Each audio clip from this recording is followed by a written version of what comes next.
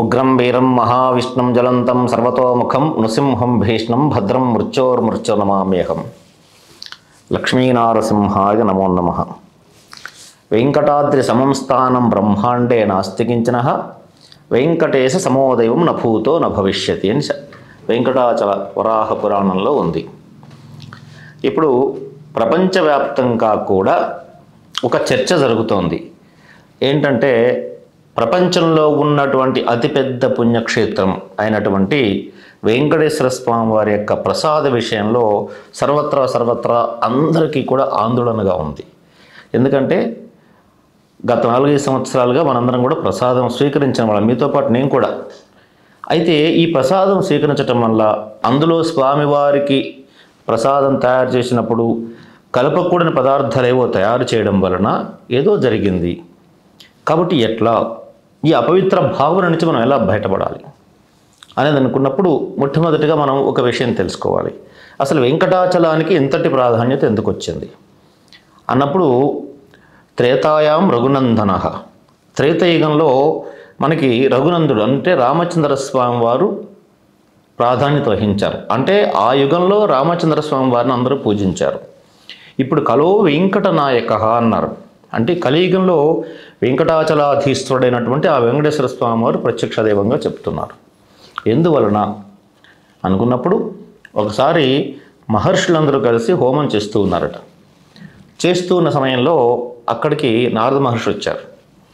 ఈ హోమం చేస్తూ ఉన్నారు, బాగుంది, మంచి కార్యం చక్కగా చేస్తున్నారు, దీని ఫలితాన్ని ఎవరికి ఇస్తారు అని చెప్పేసి అంటే అప్పుడు వాళ్ళందరికీ సందేహం కలిగింది. ఏంటి, అవును కదా, ఒక పూజ అయినా, అర్చన అయినా, అభిషేకమైనా, హోమమైనా, వ్రతమైనా, నదీ స్నానమైనా, దానమైనా, ఈ కర్మలన్నీ కూడా, వీటిని కర్మలు అంటే చేసేటువంటి క్రియని కర్మ అంటాం. ఇవన్నిటి ఫలితం ఎవరో ఒకరికి ఇవ్వాలి కదా, మరి ఎవరి కోసం నిర్దేశించామని వాళ్ళకి సందేహం కలిగింది. అప్పుడు అక్కడ ఉన్నటువంటి వారిలో భృగు మహర్షి అత్యంత శ్రేష్ఠుడు, విజ్ఞాన సంపన్నుడు, తపస్సాధ్యాయి, ఆయనను ఎంచుకున్నారు. ఎంచుకొని బ్రహ్మ, విష్ణు, మహేశ్వరుల దగ్గరికి వెళ్ళి ఎవరు దీనికి అర్హులో తెలుసుకురమ్మని పంపించారు ఆయనని. అప్పుడు ఆయన తపశక్తి సంపన్నులు మాత్రమే దేవతా దర్శనం చేయగలరు. ఇంకా అటు వెళ్తే మనం చాలా పెద్ద కథ అవుతుంది, సూక్ష్మంగా చెప్పుకుందాం. మొట్టమొదటిగా బ్రహ్మదేవుడి దగ్గరికి వెళ్ళారు. బ్రహ్మలోకానికి వెళ్ళేసరికి పక్కన సరస్వతి అమ్మవారు చక్కగా వీణ వాయిస్తుంది. ఈ బ్రహ్మదేవుడు సృష్టి సలుపుతూ ఉన్నారు. ఈ వచ్చినటువంటి ఈ భృగు మహర్షిని పట్టించుకోలేదు.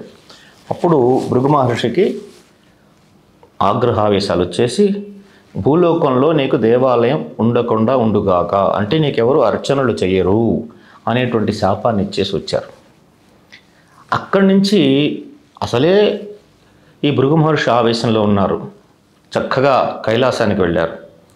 కైలాసానికి వెళ్తే అక్కడ శివపార్వతులు ఇద్దరూ కూడా నాట్యం చేస్తూ ఆనందంగా వాళ్ళిద్దరూ కూడా ఉండేసరికి పట్టించుకోలేదు.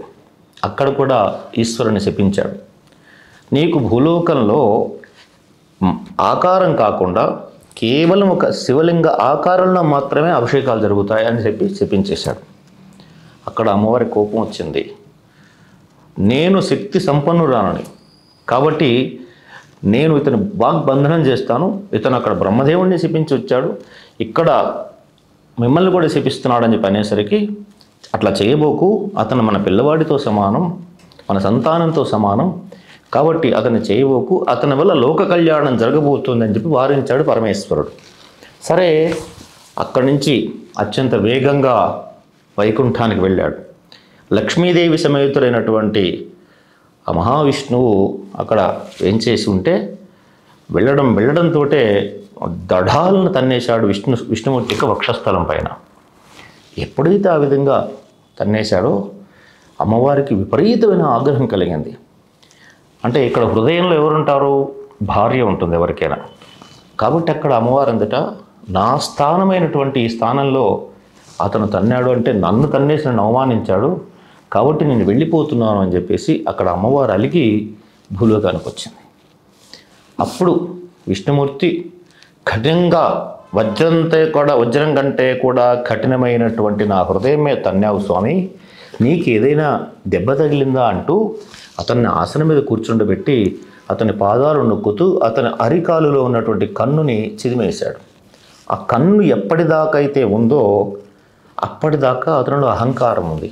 ఎప్పుడైతే విష్ణుమూర్తి ఆ విధంగా ఆ కన్ను చిదిమేశాడో అతనిలో ఉన్నటువంటి అహంకారం తొలగిపోయింది. స్వామి తప్పు చేశాను క్షమించండి అని చెప్పేసి స్వామివారిని వేడుకొని మళ్ళా భూలోకానికి వచ్చి చెప్పాడట, ఈ కలియుగంలో కలియుగాన్ని పరిపాలించేటువంటిది వెంకటేశ్వర స్వామి. కాబట్టి ఆ వెంకటేశ్వర స్వామి వారు ఆ లక్ష్మీ అమ్మవారిని వెతుక్కుంటూ వచ్చినటువంటి క్షేత్రమే ప్రస్తుతం మనందరం కూడా అత్యంత వేగంగా పరిగెట్టి దర్శనం చేసుకుంటూ ఉన్నటువంటి వెంకటాచలం, వెంకటేశ్వర స్వామి వారి క్షేత్రం. అదిగో అటువంటి అత్యంత పవిత్రమైనటువంటి అద్భుతమైన దివ్యమైన భవ్యమైన అనవ్యమైన ఆ క్షేత్రంలో ఇటువంటి అపరాధం జరిగేసరికి ప్రపంచం మొత్తం ఉన్నటువంటి హిందూ భక్తులందరూ కూడా మానసిక ఆందోళన పడుతూ ఉన్నాం. ఈ లడ్డూ ప్రసాదం స్వీకరించామేమో మనం అపవిత్రులమైనామనే భావన కలుగుతుంది. అయితే దీనికి సరే ఒక సమస్య ఎప్పుడు వస్తుంది, సమస్యతో పాటు పరిష్కారం కూడా భగవంతుడు మనకు వెనకాల ఉండి సూచిస్తూనే ఉంటాడు. మరి ఈ సమస్యకు పరిష్కారం ఏమిటి అంటే అనేక రకాల వాళ్ళు అనేక రకాలుగా చేస్తూ ఉన్నారు. కొన్ని దేవాలయాల్లో వీటికి తగినటువంటి శాంతి హోమాలు చేస్తున్నారు. అలాగే వెంకటాచలంలో కూడా వెంకటేశ్వర స్వామి వారి సన్నిధిలో కూడా అక్కడ ఉన్నటువంటి ఆగమ పండితులందరూ కూడా మహాశాంతి హోమాన్ని నిర్వర్తించారు. కానీ మనం లడ్డూ ప్రసాదం స్వీకరించాం కదా, మనం ఎలా పవిత్రులం కావాలి అని చెప్పేసి అనుకుంటే దీనికి ఒక వెంకటేశ్వర స్వామి వారి యొక్క అనుగ్రహం వల్ల నాకు ఒక చిన్న సమాధానం లభించింది. ఇది అందరికీ తెలిసినటువంటి విషయమే. ఏమిటి అంటే ఈ సమస్య నుంచి మనం బయటపడాలి అని చెప్పేసి అనుకుంటే పంచగవ్య ప్రాసన అంటే మనం శరీరంలో మనకి ఏదైనా పూజా పునస్కారం ఉందనుకోండి, మనం ఏం చేస్తాం, స్నానం చేస్తే పవిత్రమైపోతాం. కానీ అంతఃకరణంగా అంటే లోపల ఉండేటువంటి శరీరం ఎలా శుద్ధి కావాలి అంటే పంచగవ్య ప్రాసన చేయాలి. పంచగవ్యములు అంటే 5 రకముల అమృతములు అంటారు వాటిని. అవి ఏమేమిటి ముందు తెలుసుకుందాం. ఆవు పాలు, ఆవు పెరుగు, ఆవు నెయ్యి, ఆవు మూత్రము, ఆవు పేడ, గోమయము, గోమూత్రం అని కూడా అంటారు వీటిని.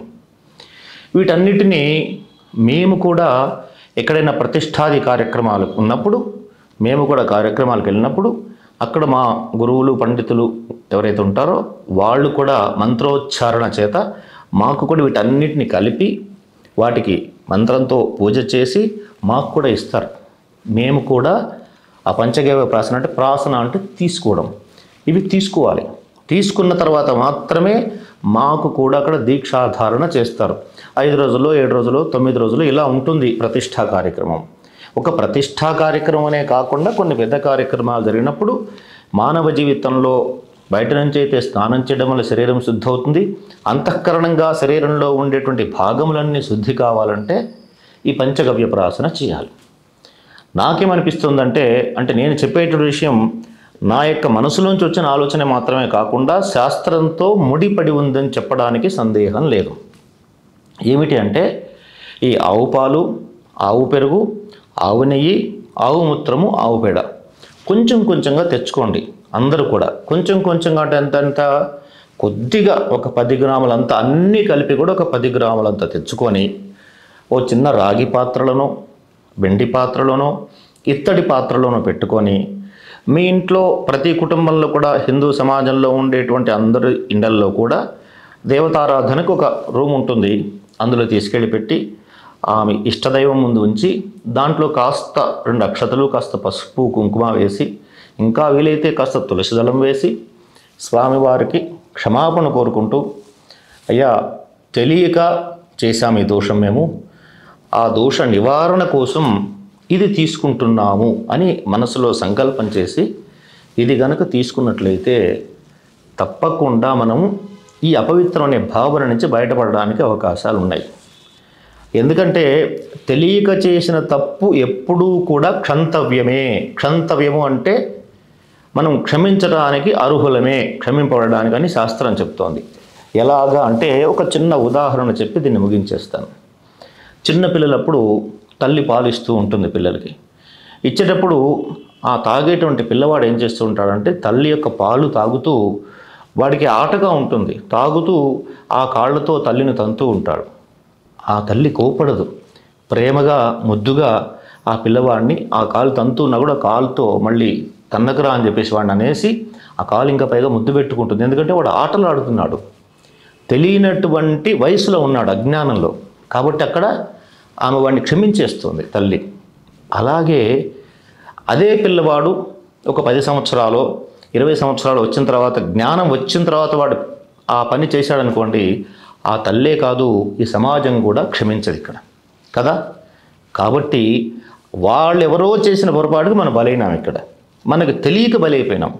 మరి దాని నుంచి బయటపడడం ఎలాగా అంటే, ఇప్పుడు నేను చెప్పినటువంటి ఈ 5 రకాల పదార్థాలు తీసుకొని వాటిని కొద్దిగా ప్రాసన అంటే తీసుకోవడం.